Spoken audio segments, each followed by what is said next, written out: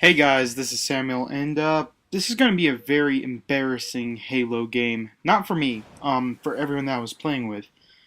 Um, it seems as Halo Reach has been abandoned for things like Gears of War and the Battlefield beta.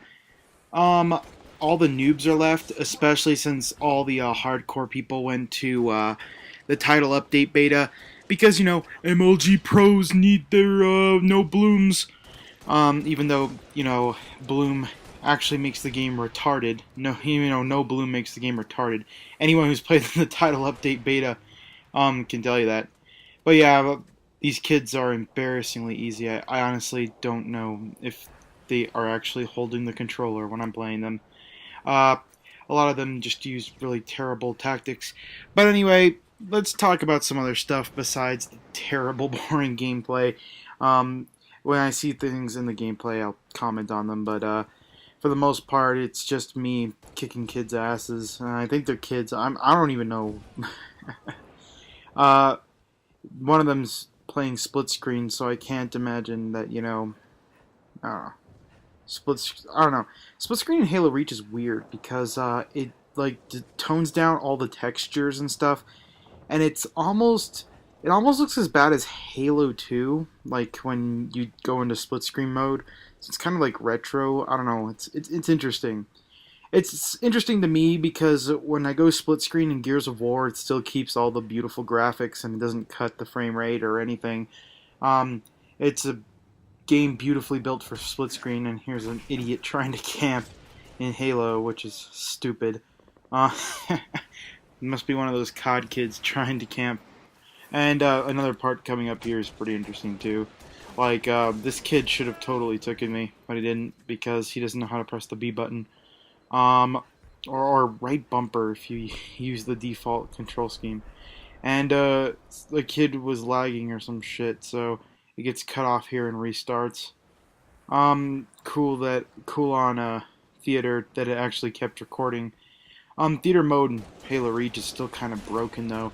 Like I had to like when I did the animation, I had to physically go back into first person mode because for some reason Bungie didn't think it was a good idea to design automatic back to first person in their theater mode.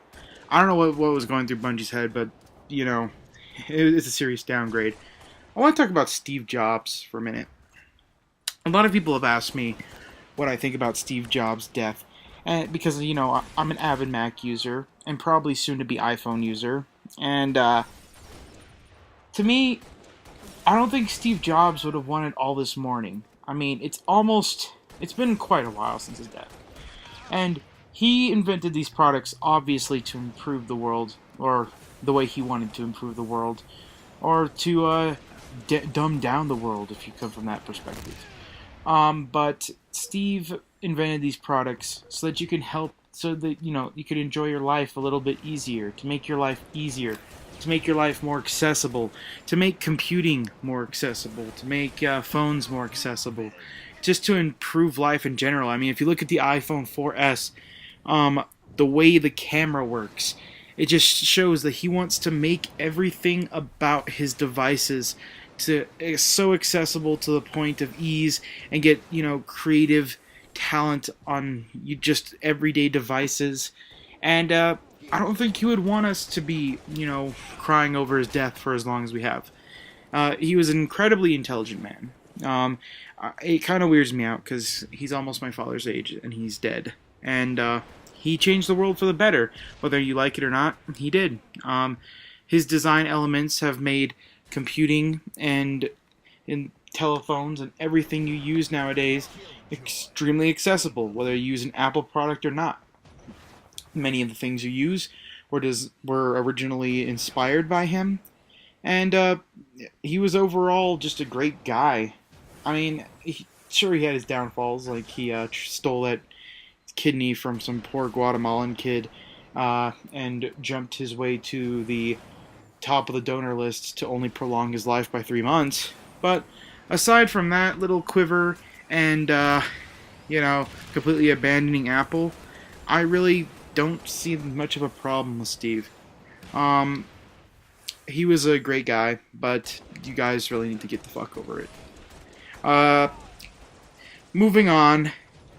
Uh, I just hate what YouTube's becoming. On my local news station today, they actually did a story on YouTube partners. Yeah, well, local news stations. They're amazing, right? They're always like 7 steps behind everyone else in technology.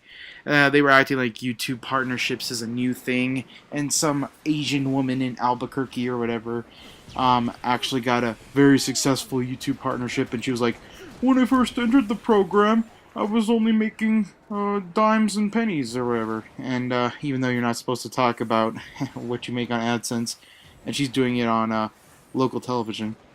But, and she's like, I'm about to make it my full-time career and quit my restaurant. So I hope that goes well for her, don't get me wrong. But in case you don't know, YouTube is just a temporary social network. Eventually, something will happen to YouTube. Either YouTube will be co-opted and changed on the way how it's managed or whatever, or YouTube will be replaced by another social networking site. I mean, YouTube has the only advantage YouTube has over every other video site on the planet is it has a great interface. I mean, honestly, YouTube has the most amazing interface. The comment section, the way the inbox works, everything about YouTube, in terms of the website, is a lot better than any of its competition. And that's what keeps it on top. But YouTube doesn't see it that way.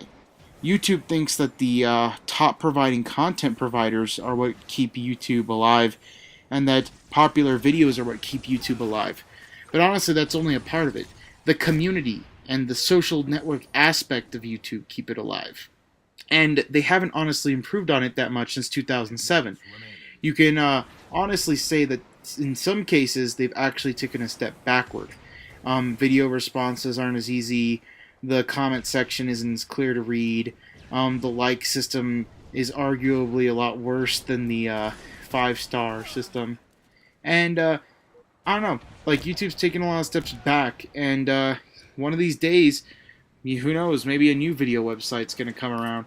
And I'm going to ask, what's going to happen to all the YouTube partners if YouTube dies? Honestly, I kind of would like to see that in a way, because some of the YouTube partners abuse and destroy and harass the hell out of the system, and it'd be very interesting to see where White Boy 7th Street and Ray William Johnson and all these other guys would be without YouTube, especially that Asian chick or whatever, because they make a living off of it. And the thing is that you shouldn't put all your eggs in one basket. Social networking sites tend to go down. Google AdSense may randomly, decide one day that you're not profitable. Many things can happen on the internet. Making a living on the internet is not exactly a viable career option. I mean, unless it's with a huge major company like IGN or a media company, you're not exactly doing yourself any really great favors, because all of this is temporary. The internet is extremely unpredictable and wild, and I highly suggest that anyone who plans on going into said things, it's a great way to expand your content, and it's a great way to get started, and it's a great way to fuel your videos. But trying to make a living off YouTube partnerships is not the smartest thing in the world. So if you're pursuing a YouTube partnership, go ahead and pursue it, because it's honestly a really cool thing. But don't make that your only option. What have I been playing lately? I just got the Binding of Isaac, and I got Sega Bass Fishing to review, and I'm going to review those headsets I also got. So I look forward to those reviews, but I don't know if I'll be reviewing Binding of Isaac. I might do some videos on it. It's an actually interesting game on Steam. It's a $5 Steam exclusive game, and it consists of you playing like this extremely demented, terrible world of Legend of Zelda 1, where you're this little boy who is threatened to being killed by his mother, and he has to go around crying, and he uses tears as his weapon and piss as his weapon to just destroy these horribly demented, fly-infested other children that this woman had. It's so dark and demented. They have a free demo on Newgrounds that I highly suggest you check out, and it's a really interesting game. I haven't really delved into it that much. I beat like the first boss in the basement.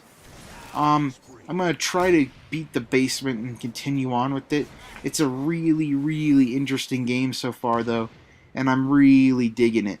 Um, it's made by the guys who made Super Meat Boy, so it has to be good. I love Super Meat Boy 2. I also have that on Steam, and if I had a controller and a PC, I'd play it. But I don't. And for some reason, they haven't put it on Mac yet because they're lazy or whatever. Well, I'm getting to the end of this video, and I went 33-9 in this game.